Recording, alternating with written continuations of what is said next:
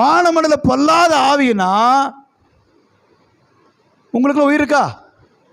எத்தனை பேத்துக்கு உயிர் இருக்குது? பாப்பா எத்தனை பேத்துக்கு உயிர் இருக்குது? 1 2 3 உயிர் இருக்குது. இல்லை சில பணங்களும் உட்காந்துருக்கும், சில நேரத்தில் செத்து போன மாதிரியே உட்காந்துருப்பாங்க. அதனால உயிர் இருக்கான்னு கேட்கறது. உயிர் இருக்குதா பார்த்துக்கணும், அப்பப்போ பார்த்துக்கணும், பின்னால் இருக்கிற மாதிரி பார்த்துக்கணும். அப்போ உயிருக்குங்காட்டி தான் நம்ம உட்காந்துக்கிறோம். அப்படித்தானே? உயிருக்கு ஒரு பேர் இருக்கு, ஆவி அப்படின்னு. அந்த ஆவியை பார்த்துருக்கீங்களா? இப்போ வானமண்டல பொல்லாத ஆவிகனா அது 38 விதமான வகையான ஆவிகள் இருக்குது. வானமண்டல பொல்லாத ஆவிகள் அது என்ன பண்ணுதுன்னா மேலே இருந்து நமக்கு சில வேலை செய்யுது. இப்போ ஒருத்தர் செத்து போயிடுவான். ஒரு ராமசாமி, லங்கசாமி, டேவிட் யாரோ செத்து போயிட்டான். ஒரு அம்மாவுக்கு அசுத்தாய் பிடிச்சி ஆடும்போது ஓட்டுறவங்க கேட்பாங்க, நீ யார் அப்படின்னு கேட்பாங்க. இப்போ கேட்டு ரேஷன் கார்டு கொடுக்க போகிறாரு, இல்லை ஆதார் கார்டு போட போகிறாரு. நீ யார் அப்படின்னு கேட்பாரு. அது நானா டேவிட்டு இல்லை ராமசாமி, பழனிசாமி ஏதோ பேரை சொல்லுதுன்னு வச்சுங்களேன். எப்படி செத்த? பேட்டி காட்டுறது போயிட்டேன். அது நான் தூக்குப்படி செத்தேன். எதனால் செத்தேன்? டேய் வந்தியா துரத்திட்டு போகணுமா இல்லையா? எதுக்காக செத்த? 50,000 கடை வச்சுட்டு நீ கட்ட போறியா? நான் ஒரு நாள் ஒரு ரசத்தை துரத்துனேன். ஏசுநாமத்தில் போனால் என் பேரெலாம் கேட்க மாட்டேங்குது. எனக்கு ஆச்சரியமாச்சு. எதுக்கும் பேரை கேட்கணும்னா நான் நிறைய இடத்துக்கு போனேன். எல்லா பாசம் என் பேரை கேட்டேன், நீ என் பேரை கேட்காம தோற்ற பார்க்குற அப்படிங்குது. ஓ உனக்கு பேர் வேறு வச்சுருக்காங்களோ? பேர் என்ன? என் பேர் ருக்குமணி அப்படிங்குது. ஓ ருக்குமணியா, எதுக்குமா வந்த? அவர் கவுண்டர், பாவம் கவுண்டருக்கு தான் துரத்த போயிருந்தேன். இந்த கவுண்டர் போண்டா தின்ட்டு இருந்தாரா, எனக்கு பார்த்தா போண்டா பிடிக்கும், அதனால் அவரை பிடிச்சிக்கிட்டேன். புரியுதா உங்களுக்கு? அவர் போண்டா சாப்பிட்டாரா, இந்த அம்மாவுக்கு பிடிக்குமா, பிடிச்சிருச்சான். அது உண்மையா? நம்புறீங்களா? அது வானமண்டல பொல்லாதாவி. அது ஏமாத்துறதுக்கு என்ன பண்ணுதுன்னா ஒருத்தருடைய பேரை பயன்படுத்துது. தற்கொலை ஆவிகள் ஒரு சில ஆவிகள் இருக்குது. 37 வகையில் ஒரு ஃபர்ஸ்ட் ஆவி. அது என்ன செய்யணும்? அந்த தற்கொலை பண்ணாங்க பாருங்க, அவங்க பேரையும் அவங்க காரியத்தையும் பயன்படுத்துது. எப்படி? இப்போ வடநாட்டில் வந்து வட மாநிலத்தில் வந்து சத்தவனுக்குள்ள ஓட்டு போட்டானுங்கல்ல, அது மாதிரி சத்தம் பேரில் ஓட்டு போட்டான்ல, ஜெயிச்சாங்கல்ல, அது மாதிரி. இப்போ அதுன்னு வந்து அவன் பேரை எடுத்துக்குது. ராமசாமி, முனுசாமி, டேவிட்டு, பழனிசாமி, பாயி, ஏதோ ஒரு பேரை சொல்லி வந்துடுது. ஏன்னா அந்த மனிதனுக்கு என்ன பலவீனம் இருக்கோ அந்த பலவீனத்தை உண்டாக்குற ஆவி மேலக்குது. அவன் விபச்சாரக்காரனா, குடிகாரனா இருப்பான். இந்த ஆவி குடியை உண்டாக்குற ஆவி. அவன்கிட்ட வந்து தங்கிட்டு குடிறான்னு சொல்லி குடிக்க வச்சு குடும்பத்தை கெடுக்கிறக்க வந்த ஆவி. அதை வந்து இவன் பேர் கேட்டுட்டு பேட்டி எடுத்துட்டு இருக்கிறான். இப்போ இந்த ஆவி நம்ம எப்படி அறிஞ்சு கொள்றது, யுத்தம் பண்றது அப்படின்னு பார்க்குறோம். இப்போ இந்த ஆவி வந்து கண்ணுக்கு தெரியாத சிலம்பு பண்ணுவான்னு சொல்லுவாங்க. ஒரு தடி எடுத்துட்டு காத்துல சுத்தின சண்டை போடுறதுனால ஆளுகளோட சண்டை போடணுமா இல்லையா? யுத்தம் பண்றவன். இப்போ நீ ஆவியோடு வரும்போது நீ எப்படி சண்டை போடுவ? மாம்சம் இருக்கிறவன் கண்ணுக்கு இங்க நிக்கிறன்னு அடிக்கலாம், அவன் இங்க நிற்கும். இங்க நிக்க எப்படி யுத்தம் பண்ணுவ? இத்தனை நாள் மாம்சத்தில் யாரோட சண்டை அதிகாரங்களோட பார்த்தோம். இப்போ ஆவிகளோட போராட்டம். இதை குறித்து உங்களோட பேச போறேன். இந்த ஆவிக்குரியத்தை எப்படி செய்யணும் அப்படின்னா, எபேசியர் 6 அதிகாரத்தில் 11ஆம் வசனம் இருக்கு, வாசிங்க. நல்லா கவனிங்க. நீங்கள் பிசாசின் தந்திரங்களோடு எதிரி நிற்க திராணி உள்ளதாகும்படி தேவனுடைய சர்வாயுத வர்க்கத்தை தரித்துக் கொள்ளுங்கள். அப்போ உங்களுக்கு ரகசியம் சொல்லித்தரேன். யாருக்கெல்லாம் கண்ட பயம், பிசாசு கண்ட பயம் சொல்லுங்க.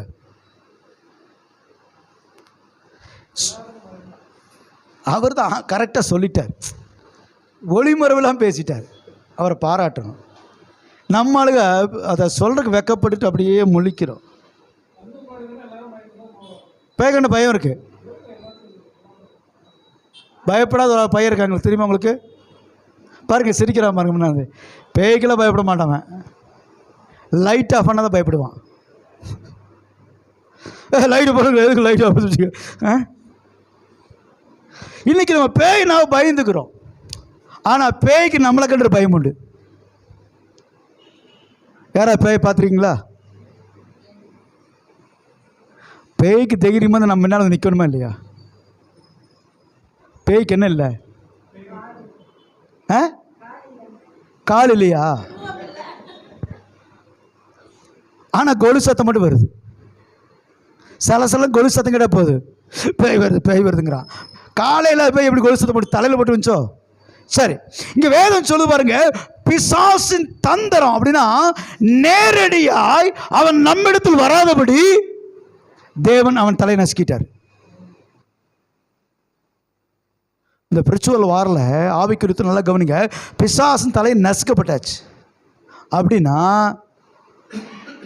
நீங்கள் உடனே இந்த லாரி பஸ்ஸில் தலை நசுக்குனா பாருங்க, முண்டை மட்டும் இருக்குமா, அப்படியெல்லாம் கற்பனை பண்ணி பார்க்காதீங்க. அதிகாரம் பிடுங்கப்பட்டது. என்ன பண்ணப்பட்டது? தலை நசுக்கப்படுதுன்னா நீ யாருன்னு தெரிஞ்சவங்க பயப்படுவாங்க. அந்த அதிகாரத்தை பிடுங்கிட்டாரு. இப்போ முண்டத்தை பார்த்து பயக்கிற முண்டங்க நம்மளா இருக்கிறோம். முண்டத்தை பார்த்து பயப்படுற, அதே தலை இல்லை, நசுக்கிட்டாரு. இன்னைக்கு உங்கள் பக்கத்தில் எத்தனை பேர் இருக்கு உங்களுக்கு தெரியுமா? உட்காந்துருக்கு தெரியுமா? ஏன் பாஸ்டர் நானே பயப்படுறேன்னு சொல்கிறேன், என் பக்கத்தில் வர உட்காரு சொல்லிக்கிறாரு. அப்போ என்னன்னா, கண்களுக்கு புலப்படாதபடினாலே அது நம்ம அருகாமல் நிற்குது, தைரியமாக நிற்குது. என்ன செய்யுதுன்னா மைண்டில் பேசுது. பிசாசு எங்கே யுத்தத்துக்கு முதல்ல கிரீச்சுன்னா முதல் நமக்குள்ளே பேசுது. என்ன தெரியுமா? பயம். அதோடைய ஆயுத பயம். அந்த ஆயுதத்தை எடுத்துக்கிறவங்க தான் இன்னைக்கு அநேக தவறான பாதைக்கு போகிறாங்க. பயம் வந்துருச்சு. வீட்டை எப்படி நடத்துவேன், வீட்டுக்காரர் இன்னைக்கு வந்துடுவார், வாடகை கட்டணும் அப்படின்னு பயம் வந்தோன்னே, ஸோ கடவுள் தருவார்னு இந்த விசுவாசம் போய் பயம் உள்ளே வந்துடுது. இத்தனை நாள் காலேஜ் ஜோம் நாடு தருவார்னு ஜோம் பண்ணிட்டு இருந்தோன்னு அடுத்த நிமிஷம் நிற்கிறான். அவர் தருவார், இப்போத்துக்கு ஆகுமா, அவன் வந்து திட்டினான்னா உன்னுடைய நிலைமை என்ன பக்கத்தில் பார்ப்பாங்கல்ல அப்படின்னு சொன்னானே, என்ன செய்யறதுன்னு அவங்ககிட்ட ஆலோசனை கேட்போம். அப்போ பல பவர் ஃபைனான்ஸ்காரன் தெரியும், அவனை காட்டும், பார் அவன்கிட்ட கேளுன்னு வாங்கிட்டு உனக்கு ஃபஸ்ட்டு டியூ செகண்ட் டியூ கட்டுறதுக்கு உதவி செஞ்சிடும். உனக்கு ஒரு நம்பிக்கை வந்துடும், கடன் வாங்கினா நம்ம கட்டிடுவோம் அப்படின்ட்டு. இன்னொரு கடனும் வாங்கினா சமாளிச்சிருவோன்னு இன்னொரு கடன் வாங்குவேன். போடுவான் பாரு ஒரு பிரேக்கு ஆசீர்வாதத்து மேலே. இப்போ ரெண்டுக்கும் கட்ட முடியாது. இது எப்படி தெரியுமா இருக்குது? ஏதேன் தோட்டத்துக்குள்ள ஆதாமும் ஏவாள் இருந்தாங்க. தனிமையாக ஏவாள் இருந்தாள். வேதம் சொல்லுது தனிமையாக இருப்பது நல்லதான ஏற்றத்தினை உண்டாக்குனார். இந்த மாதிரி தனியாக்குறார். சாத்தான் ஏவாள் இடத்துல வந்தாலும் ஆதாம் இடத்துல வந்தானா ஏவாள் இடத்துல வந்தான். ஏவாள் வந்து தன் தந்திரத்தினாலே ஏவாளை ஏமாத்துறான். இந்த கனி சாப்பிட வேண்டாம் சொன்னது உண்டோ அப்படின்னு கேட்கறது போல் நம்மள்கிட்ட பேசுகிறான்.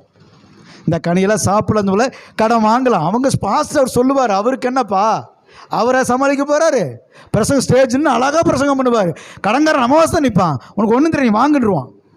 நம்மளும் பாஸ்ட்டுக்கு தெரிஞ்ச பிரச்சனை சொல்லி வாங்கிட்டு யோசிப்போம், என்ன பண்ணுவோம். 5000 வாங்கிட்டோம், சரி ஒரு 500 எடுத்து பாஸ்ட்டுக்கு தசமாக கொடுத்து பாஸ்ட்டையும் உள்ளே எடுத்து விட்டுலாம், சிக்கி விட்டுலாம். இதில் அவருக்கு ஒரு பங்கு இருக்குன்னு சொல்லிடுவோம் அப்படின்னு அதில் தசமாகத்தில் ஒரு பங்கு இருந்தாலும் இந்த பாஸ்ட்டுக்கு தெரியாமல் வாங்கி சோத்திரம் போட்டு வச்சுக்கிறான். நாங்கள்லாம் ஏன் சிக்கிட்டு அழுகிறோம் தெரியுதாப்போ உங்களால்? சில நேரங்களில் நம்ம செய்கிற தவறுகள் மாமிசத்தோடு மட்டுமல்ல ஆவியோட போராடுறதுன்னா அவன் தந்திரத்தினாலே நம்மளை நேரடியாக வந்து மோதற்கு தைரியம் இல்லை. இன்றைக்கி சில நேரத்தில் நம்மள்கிட்ட டைரெக்டாக மோதாதவங்க குடும்பத்துக்குள்ள பிரச்சனை உண்டாக்குவாங்க பார்த்தீங்களா? அவங்க அங்கே இங்கே போட்டு கொடுத்துருவாங்க. சண்டை ஆனதுக்கப்புறம் நான் உங்களுக்கு ஒரு கதை சொல்லிக்கிறேன். அல்லோ ஓட்டின கதை ஞாபகம் இருக்கா உங்களுக்கு? அதாவது மறுபடியும் சொல்கிறேன்.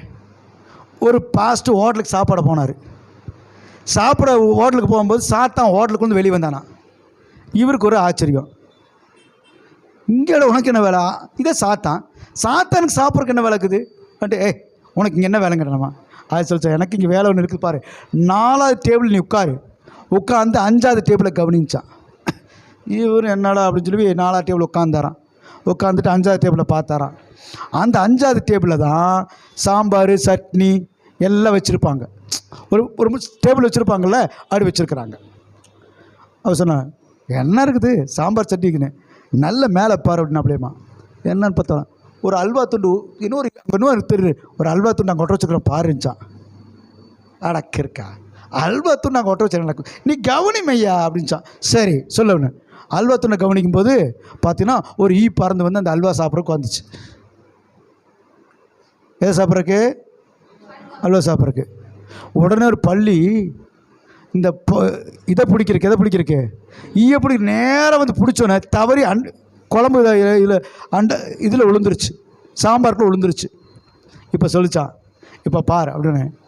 அவன் 3வது டேபிள் சொன்னான், யோ தோசை வச்சே சாம்பார் ஊற்றுனியான். இருங்க வர அப்படின்னு போய் இந்த சாம்பாரை நல்ல ஒரு கலக்கலைக்கு ஊற்றுனானா. ஊற்றுனுக்கப்புறம் பார்த்தீங்கன்னா பள்ளி அதில் விழுந்துருச்சு, செத்து போயிடுச்சு. சாம்பாரில் பள்ளி தெரியுது. அவன் ஏண்டா சாம்பாரில் பள்ளி இருக்கணும் பலான்னு ஒரு அளவுட்டு, ஏண்டா என்னை சாகடிக்க பார்த்தியான்னு. அவன் ஏண்டா நான் வேணாட செஞ்சு அவன் ஹோட்டலில் தமாதுமான அடிச்சு சண்டை அடித்தான். பிசாசு வந்த வேலை முடிஞ்சல போயிட்டு வரேன்னுச்சான். பிசாசு அப்படித்தான்.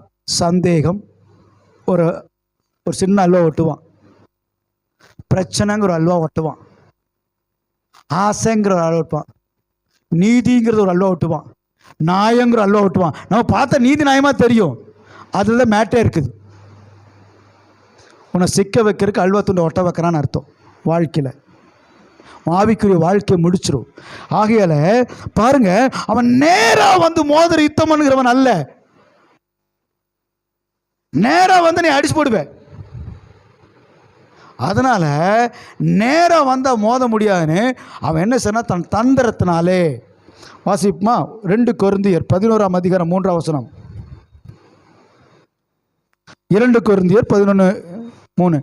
ஆகிலும் சர்ப்பமானது தன் தந்திரத்தினாலே ஏவலை வஞ்சித்து போல உங்கள் மனமும் கிறிஸ்துவை பற்றிய உண்மை என்று விலகும்படி கெடுக்கப்படும் என்றோ பயந்திருக்கிறேன். பார்த்தீங்களா, அது தந்திரமா வரும். ஐயோ பாவனா கையோட பிடிச்சுன்னு சொல்ல கேள்விப்பட்டிருக்கிறீங்களா? சில நேரத்தில் அன்னைக்கு ஒரு சம்பவம், ஒரு பாஸ்ட் வேகமாக வண்டியில் போயிட்டு இருக்கிறார்.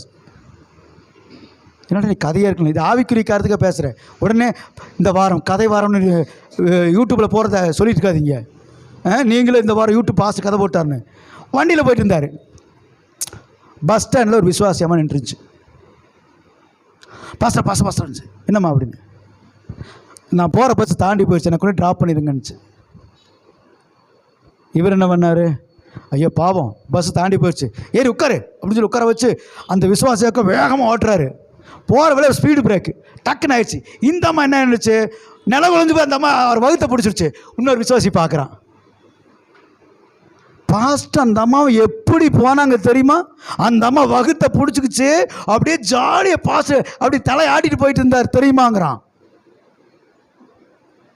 என்ன ஆயிடுச்சு சபை? அடுத்த வாரம் டமால் ஆயிடுச்சு. உதவி செய்யறன்னு சொல்லி வாழ்க்கை அழிச்சுக்காத. நிறைய பேர்த்தோட வாழ்க்கை அப்படி நாசமாக போயிருக்குது. கவனம், பிசாசின் தந்திரமாக இருக்கும். அப்போ இங்கே வேதம் சொல்லுது, பிசாசு நேரடியாக வந்து ஏவாள்கிட்ட மோதல, சர்ப்பத்துக்குள்ள பூந்தான்.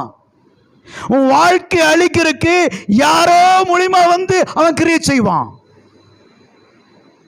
ஒருவேளை அது உன் தாயா இருக்கலாம், தகப்பனா இருக்கலாம், நீ நேசிக்கிறவளா இருக்கலாம், உன் அன்பு சொல்றது ஏதோ ஒருத்தர் ஆவிக்கிற வாழ்க்கையில் கெடுத்து போற பிசாசு எந்த ஆயுதத்தை வேணா பயன்படுத்துவான். அவன் யாரை வேணா பயன்படுத்துவான். யாரோட இறுதித்தும் அவனால் ஏவ முடியும். தாவீதோட இறுதித்தை ஏவினான், ஜனங்களை தொகை போட்டான். தாவீது செஞ்ச 2 பாவம். போன வாரம் அவர் பிரசங்கர் பண்ணும்போது 1 வாரம்ட்டார். ஒரே ஒரு தப்பு செஞ்சானாப்புல. எனக்கு ஒன்றும் சொல்ல முடியல, 2 தப்பு தான் செஞ்சான். ஒன்று பட்சபாடத்தில், ஜனத்தொகை எண்ணுதில். அந்த ஜனத்துக்கு ஆண்டவர் எண்ணக்கூடாது, அவன் எண்ணிட்டான். எவ்வளோ பேர் இருக்கிறாங்க பார்க்குறக்கு, தன் ஸ்ட்ரென்த்தை பார்க்கணும்னு நினச்சான். உன் ஸ்ட்ரென்த்தை என்னைக்கு நீ பார்க்க நினைக்கிறியோ, உன் பணத்தை பலத்தை எப்போ நீ இடப்பட்டு பார்க்குறியோ, அன்னைக்கு கர்த்தர் கை விட்டுருவார். ஏன்னா அவர் தான் கூட எல்லாம் பார்ப்பார். உன்னோடைய பலம் அவருக்கு தெரியும். உன்னோட பலத்தை கோலியாத்து முன்பாக தாவீது நின்னான். ஓங்கி ஒரு கல் எடுத்து அடிச்சான் கோலியாத்தை. இது ஒரு யுத்தம். கோலியாத்து எப்படி விழுந்தான்? எப்படி விழுந்தா? முகங்குப்புதான் விழுந்தா. கல் எங்க பிடிச்சது? நெத்தில் இங்க படிச்சா எப்படி விழுகணும் அவன்? ஏன் விழுந்தான் தெரியுமா? பின்னால் ஆண்டர் புடனி மேல் அடிச்சிட்டார். இவனுக்காக யுத்தம் பண்ணாரு. அந்த பெலிஸ்தீன் பின்னால் இருந்து ஆண்டர் புடனி மேல் படுற என் மகனுக்கு முன்னாடி முகங்கப்பல் விழுந்துட்டாரு. அது நமக்கு தெரியல. நான் தான் யுத்தம் பண்ணேன். இன்னைக்கு அநேகம் நம்ம நினச்சிக்கிறோம், இன்னைக்கு நம்ம கிறிஸ்தவ வாழ்க்கை வாழ்ந்துருக்கிறோம். ஏன் பரிசுத்தத்தில் நான் வாழ்ந்துருக்கிறேன். யாரோ உனக்கா ஜெபம் பண்ணிருக்கிறான், எங்கேயோ ஒரு மூலம் ஜெபம் பண்ணிருக்கிறான். நீ வாழ்ந்துட்டு இருக்கிற. இன்னைக்கு ஜீவனோட இருக்கிற காரியம், நீ ஆசீர்வாதமாக இருக்கிற காரியம், உன் ஊழியக்காரனாக இருக்கலாம், உன் குடும்பத்தில் ஒருத்தராக இருக்கலாம், யாரோ ஒருத்தர் உனக்காக ஜெபம் பண்ணிட்டு இருக்கிறான். கண்ணுக்கு தெரியாத ஆசீர்வாதம் பாதுகாப்பு ஒரு பலன் மேலே இறங்கிட்டு இருக்குது. கண்ணுக்கு தெரியாத யுத்தம் பண்ணது போல கண்ணுக்கு தெரியாத அநேகர் ஜெபிக்கிறவங்க தான் அநேகர் இன்னைக்கு ஜீவனோட நடந்துட்டு இருக்கிறாங்க. அநேகர் பரிசுத்தமாக வாழ்ந்துட்டு இருக்காங்க. அநேகர் நம்ம நல்லா சுகமாக இருக்கிறோம். தெரியுமா உங்களுக்கு? யாருன்னே தெரியாது. ஒருத்தவங்க ஜெபம் பண்ணுவான், ஆண்டவரே சில சபைகளை ஆசீர்வதியும், சபைகளுக்கு விசுவாசிகள் ஆசீர்வதியுமா. அந்த ஆசீர்வாதம் உனக்கு தேவையா இருக்கும். கர்த்தர் அவன் ஜெபத்தை கேட்டு உன்னை ஆசீர்வதிப்பாரு. ஒரு சபை பாஸ்டர் ஜெபம் பண்ணிப்பான், ஆண்டவரே சபை பிள்ளைகள் அவர் ஆசீர்வதிப்பாரு. நினைச்சுக்கிற நான் சர்ச்சுக்கு போகாம இந்த வேலைக்கு போய் சம்பாரிச்ச குடும்பத்தை காப்பாத்திட்டேன்னு. நீ அப்படி வேலைக்கு போய் கடன் தீர்ந்துடுச்சா? ஞாயிற்றுக்கிழமை வேலைக்கு போய் சம்பாரிச்சு கடன் அடிச்சிட்டியா? உன்ட கடன் சொல்லு பார்க்கலாம். இன்னும் கடனில் தான் இருக்கிற. நிம்மதியாக இருக்கிறியா? இல்லை. சமாதானம் இருக்கா? இல்லை. சந்தோஷம் இருக்கா? இல்லை. காரணம் என்ன? மாம்ச முயற்சி வீண் என்று வேதம் சொல்லுகிறது. யுத்தம் நம்ம கண்ணுக்கு தெரியாத யுத்தம். அதனால தான் உங்களோட நான் பேச வேண்டிய காரியங்களை கவனிங்க. அப்போ நம் கண்கள் திறக்கப்படணும். அது யாருன்னு தெரியுது. எப்படி தெரியும்? இப்போ ஒருத்தனை அடிக்கிற கழுத்தை நசுக்கினாலும் என்னால் தடுக்க முடியும். என் கண்ணுக்கு முன்னால் ஒருத்தன் தெரியும், எங்கேயோ ஒருத்தன் ஒளிஞ்சிட்டு கல் அடிச்சானா தெரியுமா? அது எப்படி கண்டுபிடிப்பேன்? அதுதான் யுத்தம் செய்வதற்கு நமக்கு மிக அவசியமான ஒரு காரியம். தேவனுடைய சர்வாயுத வர்க்கம் சொல்லி பார்த்தோம். எதிர்த்து நிற்கும் திராணி உள்ளவர்கள் ஆகும்படிக்கு, எதிர்த்து நிற்க அந்த வல்லமைகளை கண்ணுக்கு தெரியாத காத்து எது நிற்க திராணி ஆகும்படி தேவனுடைய சர்வாயுத வர்க்கத்தை தரித்து கொள்ளுங்கன்னா. சர்வாயுத வர்க்கம் எபேசியர் நிறையா இருக்கும். ஆனால் முதல் ஆயுதம் என்ன தெரியுமா? ஜெபம். நீ ஜெபிக்கும் போது யார்கிட்ட ஜெபிக்கிற? யாரோட பேசுற? உன்னை உண்டாக்கிற தகப்பன்ட்ட பேசியிருக்கிற. உன் தகப்பன்ட்ட பேசும்போது அவர் என்ன செய்வார்னா உன்னை பாதுகாப்பார். நல்லா கவனிங்க. ஜெபிக்கும்போது உனக்குள்ள எப்படி ஜெபிக்கணும்னு சொல்லித்தரேன் உங்களுக்கு. நீங்கள் யுத்தத்தில் ஜெயிக்கிறது சொல்லித்தரேன், ஒரு ரகசியம் சொல்லித்தரேன். நீங்கள் வேகமாக ஜெபிக்கிறீங்க. சில பேர் நான் பார்த்துருக்கிறேன். கர்த்தாவை ஆசீர்வதிக்கும்படியா ஜெபிக்கிறேன். ஏன்னா நம்ம டைமுக்காக ஜெபிக்கிறோம். இதே ஜெபம் வீட்டில் வேண்டாம். பொறுமையாக ஜெபம் பண்ணு, அமைதியாக ஜெபம் பண்ணு, காத்திருந்து ஜெபம் பண்ணு. ஆண்டவரே இந்த நாள் எனக்கு ஆசீர்வதிங்க. இந்த நாளில் நான் என்னத்தை கற்றுக்கொள்ளணும், என்னை குறித்து திட்டம் என்ன, நான் எப்படி நடந்துக்கணும், எப்படி என்னை பாதுகாத்து கொள்ளணும், எப்படி நான் நடக்கணும் கற்றுக் கொடுங்க. எனக்கு வர ஆபத்தை தப்பித்துக்கொள்ள போக்க உண்டாக்குறது என்ன? எனக்கு விரோதமான காரியம் இருக்கிறா? மனுஷனா, சாத்தானா, இல்லை என்னுடைய பலவீனமா? எல்லாத்தையும் ஆண்டு காத்திருக்கும்போது அவர் நம்மள்ட்ட பேசுகிறாரு. இஸ்ரவேல் ஜனங்க அந்த சீசர்கள் 12 பேரும் 120 பேரை மாறிட்டாங்க. ஒரு இடத்த தாங்கியிருந்தாங்க. பேரும் சொல்லி பரிசுத்த ஆவி வந்தபோது அவர்கள் என்ன செஞ்சாங்களாமா? யூதருக்கு பயந்ததுனால ஒரு வீட்டில் தங்கியிருந்தாங்க. ஆனால் அந்த பயந்தவங்களுக்கு என்ன வச்சு? ஃபஸ்ட்டு பலன். ஆவிக்குரிய கனிகளில் தைரியம் ஒரு கனி. மாம்ஸ்கிரிய கனிகளில் ஒன்று பயம். இப்போ உன்ட்ட ஆவிக்குரிய கனி இருக்கா, மாம்சன் கனி இருக்குதா? மாம்சன் கனி பயம். பயம் இருக்கா, தைரியம் இருக்கா? தைரியம் இருக்கு. எதுக்கு தைரியம் இருக்கு? தைரியம் எல்லாத்துக்கும் இருக்கணும்ல. வீட்டுக்கார கூட இல்லைம்மா, நான் வேலை பேசிட்டு நீ வேற. ஆமாம், வீட்டுக்கார சமாளிக்கிறது பிரச்சனையே கிடையாது. போய் நீ அழகா இருக்குன்னு சொல்லி போயிருந்தாலும் அதை முடிச்சு சரண்டர் வந்தாலும். பொதுவாக குடும்பங்களில் மகிழ்ச்சி உண்டாக்குற கார் என்ன தெரியுமா? ஒரு ரகசியம் சொல்லித்தரேன். உங்கள் மனைவி கோமா எழுந்து திட்டமாக பார்த்து வச்சுங்க, ரொம்ப அழகாக இருக்கு இன்றைக்கி சொல்லி பாருங்க. வேண்டாம், ஆமாம் அப்புறம் எப்படின்னு சொல்லி பேசாமல் போயிருந்தம்மா. ஏன்னா பெருமைக்கு மயங்காத ஒருத்தம் கூட கிடையாது. இப்போ நம்மளே இப்போ கிறிஸ்து பிரதரை பார்த்து சோதரை பார்த்து, பிரதர் நல்லா இருக்கிறீங்க, இன்றைக்கி அழகாக இருக்கிறீங்கன்னா போதும், டீ ஷர்ட் போகலாம் பாஸ்டர்னு கேட்பார். அவர் டீ குடிக்காதவராக இருப்பார், பாஸ்டருக்கு டீ வாங்கி கொடுத்துடலாம். நான் சும்மா சொன்னேன், அவர் நல்ல மனுஷன் பாவம். ஏன்னா நாம் மற்றொரு மனுஷரை கீழே தள்ளுற முதல் ஆயுதம் தெரியுமா? எஸ், பிசாசு நம்மளை அப்படித்தான் தள்ளிட்டு இருக்கிறான். உங்களை நம்புன நீங்கள் இப்படி பண்ணலாமான்னு அவனே கடன் வாங்கி கொடுத்துருவான், அவனே ஜாமீன் போட்டுருவான். அப்புறம் அவர் சரியில் இருப்பார், இவர் போய் பிரெட் வாங்கி கொடுத்து பார்த்து வருவார். வேதாகமம் சொல்லுது தேவபலன். அப்போ தேவபலனை பெற்றுக்கொள்வதற்கு என்ன சொன்னோம்? பொறுமையாக காத்திருக்கணும், ஜபத்தில் தரித்திருக்கணும்னு சொல்லிக்கிறாங்க. நம்ம ஜபத்தில் தரித்திருக்குமா? எப்படி ஜபத்தை தரித்திருக்கிறோம்? உதாரணமாக காலில் எழுந்து, ஆண்டவரே என்னோடு பேசும்படியாக நான் ஜெபிக்கிறேன், ஆண்டவரே இந்த காலம் என்னோடு பேசுங்கன்னு காத்திருக்கணும். சொல்லிட்டு ஆண்டவரே என்னோட பேசுன்னு டெய்லியும் ஜெபம் பண்ணுறீங்கன்னா ஒரு நாள் பார்த்தார் ஆண்டவர், இவன் ரொம்ப நாளாக கூப்பிட்டுருக்குறான், இன்றைக்கி போய் என்ன செஞ்சிடலாம், இவனோட பேசலாம் அப்படின்னு சொல்லி இறங்கி வராரு. அவன் ஜெபம், ஆண்டவர் என்னை ஆசீர்வதிங்க அப்படின்னு சொல்லிட்டு, ஆண்டவர் என்னோட பேசுங்கிறான். சரி அவனை பேசலாம், மகனேங்கிறக்குள்ள என் ஆத்மாவே கர்த்தரை ஸ்தோத்திரி, என் முழுமே பரிசுத்தம் சொல்லிங்கிறான். அது சொல்ல எஞ்சி பாதியிலே போயிடுறான், சொல்லிட்டே போகிறான் ஜெபம் பண்ணிட்டே. இன்றைக்கி முடியலன்னு ஆண்டவர் திரும்பி போயிடுறாரு. இன்றைக்கி அநேகருடைய காரியம் அதுதான். உன் பலன் உனக்கு தெரிய மாட்டுது. தாவீது கோலியாத்தை கண்டு பயப்படாத ஒரே ஒரு காரியம், கர்த்தர் அவனோடு இருக்கிறாங்கிற உணர்வுச்சு. நீ நிந்தித்த சேனைகளுடைய கர்த்தருடைய நாமத்தில் வருகிறேன். அவர் நாமம் தரிப்பிக்கப்பட்ட ஜனங்கள் பூமியின் குடியில் கண்டு பயப்படுவார்கள். நமக்கு தேவனுடைய நாமம் தரிப்பிக்கிறது. பிசாசு தான் நம்மளை கண்டு பயப்படணும், அசுத்தாவி தான் பயந்துடணும், வியாதி தான் நம்மளை கண்டு பயப்படணும், பிரச்சனை நம்ம பயந்த காரியம் நேரிட்டது யோபு சொல்லுகிறான். அப்போ ஆவிக்குரிய யுத்தம் செய்வதற்கு பயம் போகணும்னா என்ன செய்யணும்? ஜெபம் பண்ணணும், தேவ சமூகத்தில் ஜெபம் பண்ணணும். அதுக்கு தான் முடியறதில்ல. 5 நிமிஷம் 10 நிமிஷம் 1/4 மணி நேரம் ஜெபம் பண்ணுறதை பெருசாக பேசிட்டு இருப்போம். ஒவ்வொரு கிறிஸ்தவங்களும் சராசரி ஒரு கிறிஸ்தவங்க எத்தனை மணி ஜெபம் பண்ணணும் தெரியுமா உங்களுக்கு? அன்றைக்கி சொல்லியிருக்கிறேன், 2.5 மணி நேரம். அது தசமபாகம். 2.5 மணி நேரம் ஆடு கொடுக்குற தசமபாகம். நீ பணம் காசு கொடுத்துருவேன், ஒரு நாளைக்கு 24 மணி நேரம், அதை தசமபாகம் கொடு பார்க்கலாம். கொடுக்குறோமா? 2.75 மணி நேரம் கொடுக்குறோமா? கொடுக்கணும் இல்லை, கொடுக்குறோமா? ஆமாம் கொடுக்குறேன் இல்லைன்னு சொன்னோம், கொடுக்கணும். அது எனக்கு தெரியும். கடங்காரன் வந்தால் சொல்லுவோம் கொடுக்கணும் போங்க. எப்போ அவங்க போனா இல்லையா? அது மாதிரி எப்போ நம்ம கால நேரம் பாருங்க, 24 மணி நேரம் அந்த பம்ப் அடிக்கிற மாதிரி அந்த ஹார்ட் பம்ப் ஆகிட்டு இருக்குது. அது நின்றுச்சுன்னா என்ன ஆகும்? போய் சேர்ந்துருவோம். அதுபோல் ஆண்டவர் சமூகத்தில் 24 காலையில் 1 மணி நேரம், இரவு 1 மணி நேரம், கூட மதியானம் ஒரு 3/4 மணி நேரம் செலுத்தலாமா? லஞ்ச் ஹவரில் இல்லை டீ டைமில் ஒரு 1/4 மணி நேரம் கொடுத்தா கூட வந்துருமா இல்லையா? செய்ய மாட்டாங்கிறோம். ஒரு ஊழியக்கார சராசரி குறைந்தபட்சம் 4 மணி நேரம் ஜெபம் பண்ணும்.